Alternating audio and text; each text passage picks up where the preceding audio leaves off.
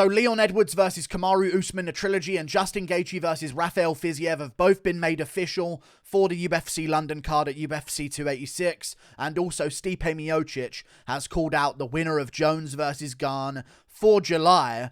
I'm going to talk about all of these topics on today's MMA News reaction video, starting with Leon Edwards versus Kamaru Usman being made official for the main event of UFC 286. March 18th. I should have seen the Gaethje and Fiziev fight being made at this date as well, because I forget that Kamaru Usman and Justin Gaethje are both trained by the same guy, Trevor Whitman, so I doubt they'd want to make, you know, the Justin Gaethje versus Fiziev fight in the US and then fly all the way over to the UK and then do another fight just a couple of weeks later. But let's talk about Leon Edwards versus Kamaru Usman on this card, because this is very, very interesting.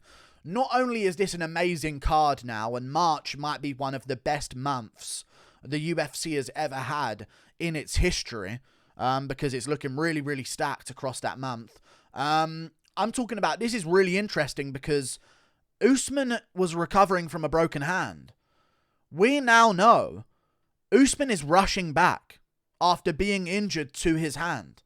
This is very important because everything was in Leon Edwards' favour before we heard that information that Usman had broken his hand and was recovering and may not even be able to make the March pay-per-view card for London. But now we know that on top of everything else, it's not looking good for Kamaru Usman. I don't know if anyone else feels that way, but we literally just saw Usman in a cast recovering from a broken hand like 2 weeks ago. And that's where all of this conversation about is Usman even going to be fighting Leon Edwards in the UK really came from. But now we know that Usman not only is, you know, going to be coming off a big KO loss, the first one of his entire career. He's never experienced that before. He's now going to be the challenger, walking out second. He's fighting Leon Edwards in Leon Edwards' home crowd and home country and stuff like that. He's also not going to be at Elevation fighting Leon Edwards. The first fight was in Salt Lake City. Very high elevation there. It was a problem with all of the fighters on the card other than Kamaru Usman, who trains at Team Elevation and is used to that type of, you know, elevation to fight at. He was the only fighter who was prepared for that. And now all of those advantages that he had going into the first fight, the edge psychologically on Leon Edwards because he had won the first fight between them, all of that is now in the favor of Leon Edwards. Plus, Edwards is healthy. He's been healthy. He didn't suffer a concussion or an injury in their second fight. And he's been training, and he's got a smooth transition into training camp for the biggest fight of his career, where he's now defending the belt, and it's time for him to be a champion. And Usman's rushing into this because I think he realizes, if I don't take this fight in March, regardless of how bad my hand is leading into this training camp, if I don't take this fight, I'm going to get skipped over. And I might not get my opportunity because we've got guys like Khamzat Chimaev, Belal Muhammad that are one fight away from a title shot. And if Chimaev beats a Belal Muhammad or a Colby Covington, Usman might not get that title shot back if they find a short notice replacement for Leon Edwards. You know what I mean? They could find a replacement for Edwards in Covington. And are they just not going to give Chimaev a title shot if he beats another top 5 contender and makes weight at 170 pounds? No, they're going to give him a title shot. So I think Usman realizes, I've got to take this opportunity, even if I'm not 100% and I can't really punch with my hand yet. My hand, I believe, is going to be okay by the end of my training camp. So I'm going to take this opportunity because I might not have it in a couple of months' time, and I don't want to miss out and have to fight another contender to get my title back. So I think this is a massive benefit for Leon Edwards.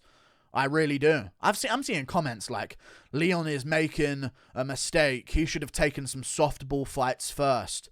No, he's a champion. You fight the best guy available. And the best guy available is Kamaru Usman. And he absolutely deserves his rematch for the belt because of the run that he was on as a champion. So this is the fight to make. It's an amazing fight to add to that London card. I will be picking Leon Edwards again because I think there's so much more in his favor compared to the second fight. And I picked Leon Edwards in the second fight. I get that Usman eventually took over as Edwards started to slow down in rounds 2, 3, and 4. But the KO still happened. And Usman was hitting Edwards with everything he had, and he weren't rocking Edwards around. You know what I mean? There was a difference in the way they were landing shots on each other.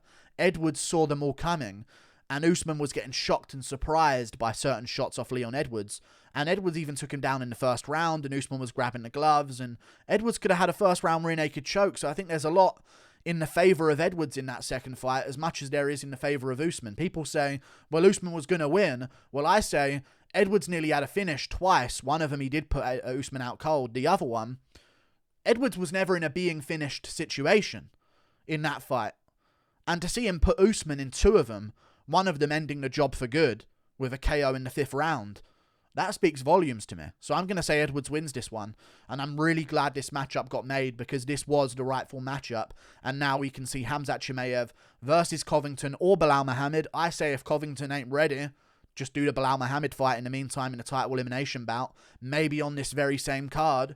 Who knows? Just in case we need to have a little bit of a backup replacement opponent, knowing that Usman might be going into it with a bad hand.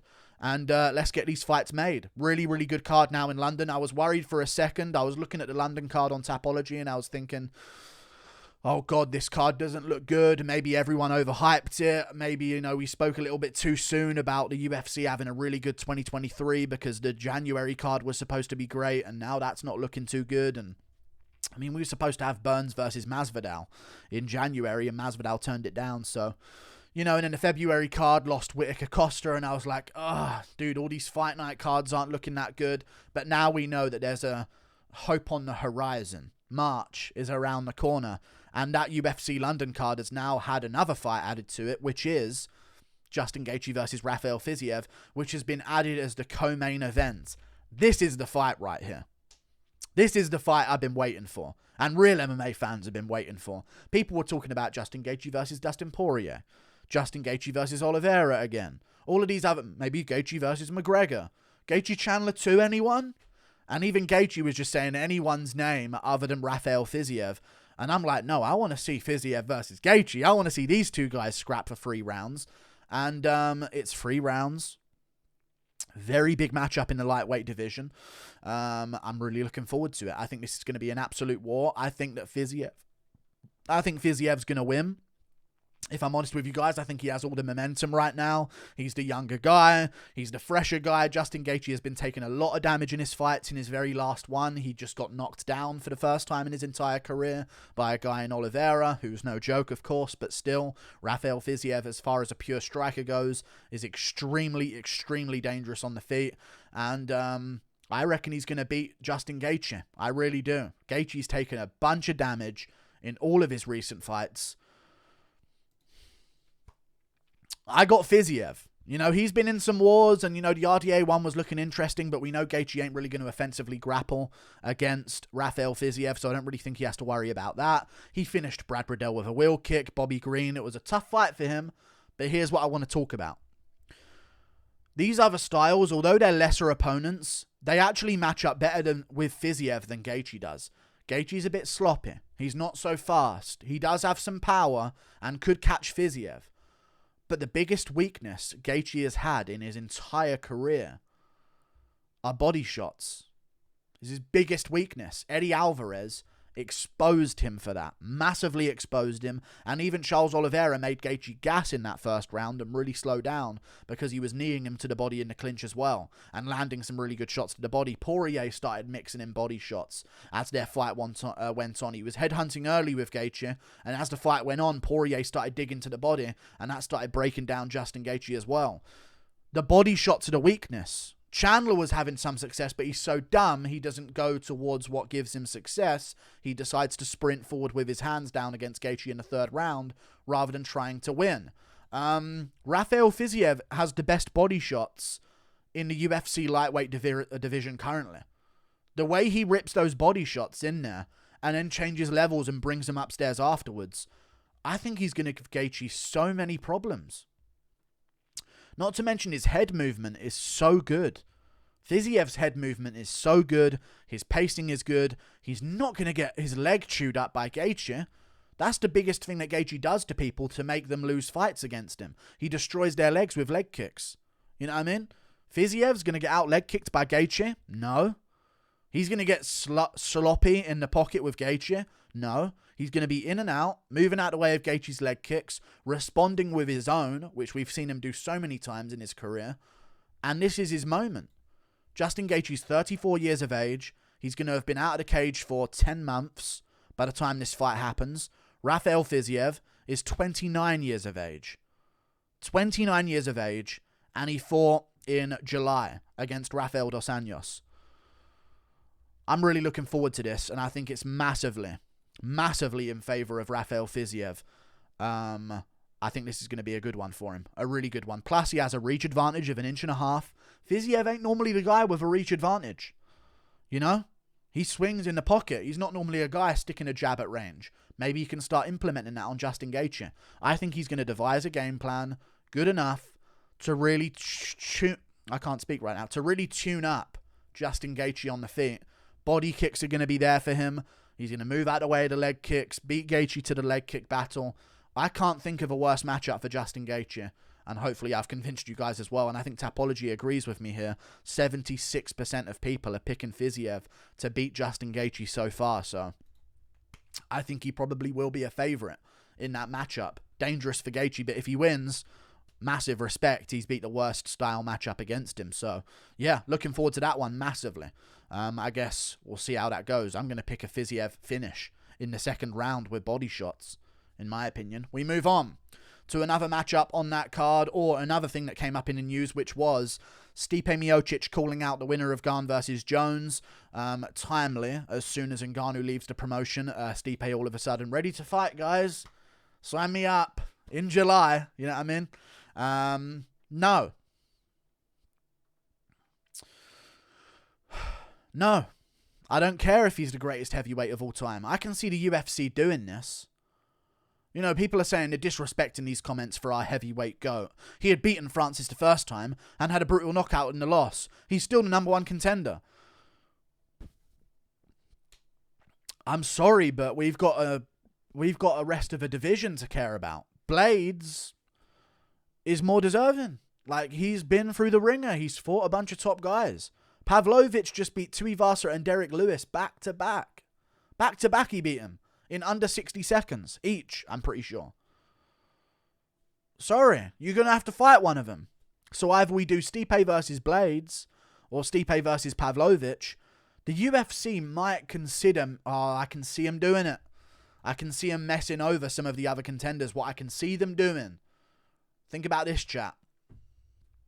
Chat ain't here. I should have gone live earlier today. Get it out of my system. What I can see them doing is Blades versus Pavlovich. They shouldn't do this. They should give Blades or Pavlovich a chance to fight for the belt. Or just do them and then the winner gets the winner of Gane versus Jones. But I can see them doing Blades versus Pavlovich in May. End of May. Fight night main event. Pay-per-view main card. Something along those lines. Probably fight night main event. Would be good to have the opportunity to see them go 5 rounds before they fight for a belt. And then they're just going to do Stipe versus the winner, especially if it's Jones. If it's Cyril Gane, they might just do a Blades or a Sergey Pavlovich versus Cyril Gane. I can easily see that. And then they could even do Jones-Stipe anyway. But one thing the UFC is not going to miss out on, at a time where we really need to start selling some pay-per-views, is having the opportunity to accurately brand a fight as the potential greatest of all time, John Jones. They're going to ignore the roids, which they shouldn't do, but they're going to do it anyway because it's John Jones for some reason. TJ Dillashaw's legacy gets completely forgotten by fans, but they still cling on to Jones's, even though he's literally been had fights cancelled because he tested positive for roids and performance-enhancing drugs. Either way, John Jones, the greatest of all time, and the greatest light heavyweight of all time regardless, let's be real, versus Stipe Miocic, the greatest heavyweight of all time. Jones is the champ, Stipe is the contender. They will not miss out on that opportunity in July or August. They won't, because that will sell 1 million pay-per-views. It will sell 1 million pay-per-views. It will. I'd love to see it after Stipe shows that he's still got it against another contender. But the UFC, now that Ngannou's gone, I think the Ngannou leaving the UFC might be the best thing ever. And all this PFL competition that they're having, and all of people going against Dana White, I think the pressure that they're under right now is going to make this year really good. I hope anyway, in terms of pay-per-views. We got McGregor coming back on top of all of this. You know? Gane versus Jones is probably going to do about 700, 800k. If Jones wins, massive moment, back in the spotlight, turns around 3 months later to fight Stipe Miocic, they can even market it as now Jones wants to prove he's the greatest heavyweight of all time as well as the greatest light heavyweight. They could make a bunch of massive pay-per-views out of this.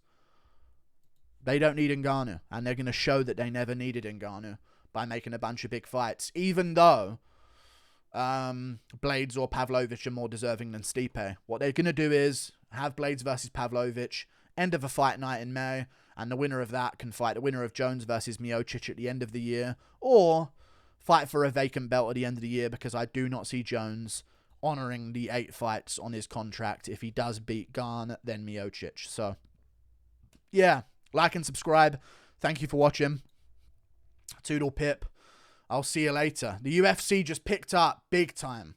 Really looking forward to it now. We were having a rough patch, and I was really not looking forward to this year because it wasn't looking too good. But now we got some really big fights coming. So look towards March. It's going to be a tough few weeks. The UFC Brazil card, not that interesting. Got some interesting fights, but not all that interesting in general as a pay-per-view. Okay? We got a couple other fight cards that just don't really make too much sense being made. You know? The Lewis versus... what's it called? Obviously, Makhachev versus Volkanovski is huge and a massive deal. I get that. But the rest of the card, not all that interesting, you know? Krylov versus Spann, main event of a fight night. It's all right. It's not great, you know? Lewis versus Spivak. Starts at 3 a.m. UK time, that card. Will end by the time like 10 a.m. UK time will be the main event. Like, it's just... We got a rough few weeks to get through. But March and beyond, we hope for a positive time with all the big names coming back. See you later, Toodle Pip. Goodbye.